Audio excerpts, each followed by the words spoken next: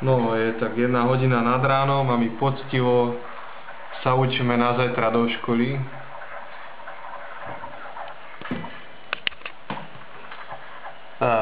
Ako to vysvetliť? No, zajtra máme hodinu vojenskej taktiky, keďže susedíme s Ruskom ako Fínsko.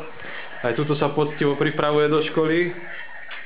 Nepripravuješ do školy, vyučujem. Aj ty pripravuješ taktiku? Poď sem ty, nešťastný. Práve druhýka rozebávam Jančiho.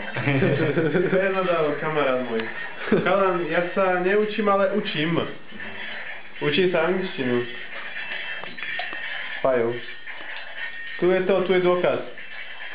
If he had got up earlier, he would have written the homework. Proste brutálne podmeňovacie vety. Dokonca podmienka, koľko to je? 3. Čo vám poviem? Kto vie, vie, a kto nevie, tak sa ani predstaviť nevie.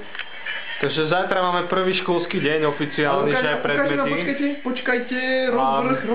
Áno, ukážeme vám náš rozvrh, ktorý máme. Ešte nie je kompletný, ale je mimoriadne náročný. Ja vám to hneď ukážem. Máme tam až jeden predmet. Tuto. A takto vám to ukážem. Tuto sú týždne, 3., 4., 5., 6., 7. a tak ďalej. Lebo vo Fínsku máme každý týždeň iný rozvrh.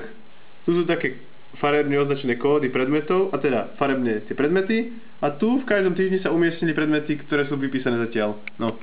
Takže na zajtra ukáž prstom, ktoré máme. To je tento deň. V miestnosti F119 sa budeme učiť niečo o objektovom modelovaní.